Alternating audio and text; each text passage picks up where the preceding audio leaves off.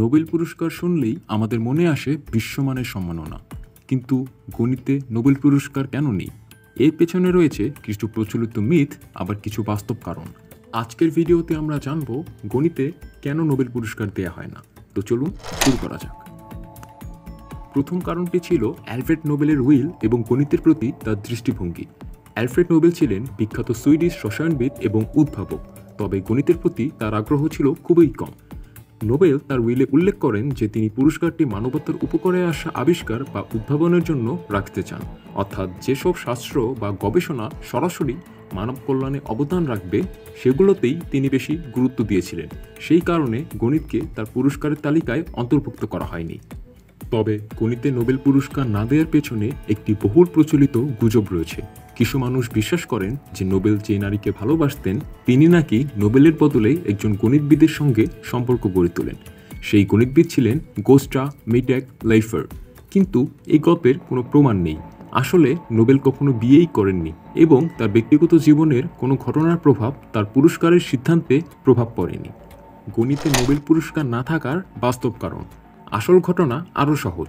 নোবেলের সময়ে স্ক্যান্ডিনেভিয়াতে ইতিমধ্যে গণিতের জন্য একটি বিখ্যাত পুরস্কার ছিল।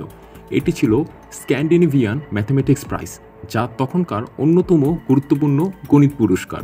সম্ভবত নোবেল নতুন আরেকটি গণিত পুরস্কার দেওয়ার প্রয়োজন অনুভব করেননি। উপরন্তু নোবেলের জীবনের শেষ সময়ে তিনি প্যারিসে বাস করতেন এবং মেটেক লাইফারের সাথে তার উল্লেখযোগ্য কোনো সম্পর্ক ছিল না। গণিতের জন্য নোবেলের বিকল্প পুরস্কারসমূহ।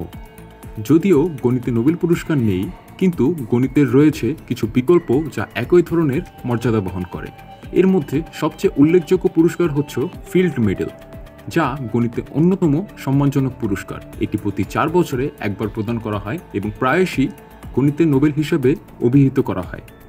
এছাড়াও রয়েছে অ্যাবেল প্রাইজ, যা প্রতি বছর নরওয়ে থেকে প্রদান করা হয়। এটি 2001 সাল থেকে চালু হয়েছে।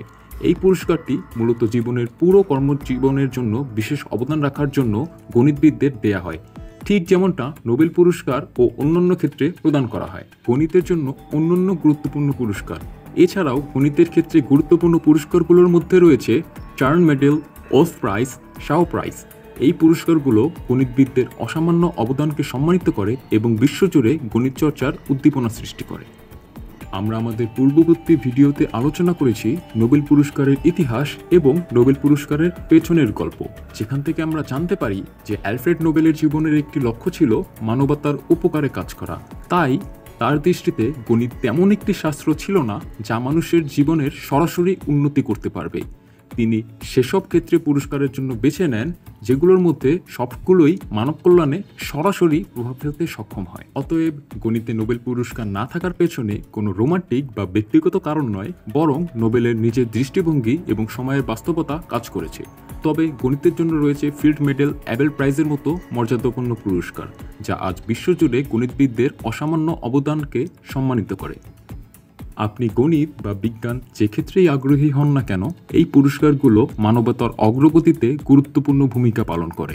গণিতের ক্ষেত্রে এমন অনেক পুরস্কার রয়েছে যা বিশ্বজুড়ে গণিতবিদদের জন্য নোবেলের বিকল্প হিসাবে গণ্য করা হয়। আজ এ পর্যন্তই। ভিডিওটি যদি ভালো লেগে থাকে তাহলে আরও এমন আকর্ষণীয় ভিডিও পেতে আমাদের চ্যানেলে ঘুরে আসুন।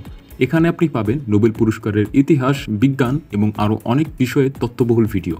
এইরকম আরও মজার এবং শিক্ষণীয় কন্টেন্টের জন্য সাবস্ক্রাইব করতে ভুলবেন না। নতুন ভিডিও আপলোড পেতে বেল আইকনটি প্রেস করুন।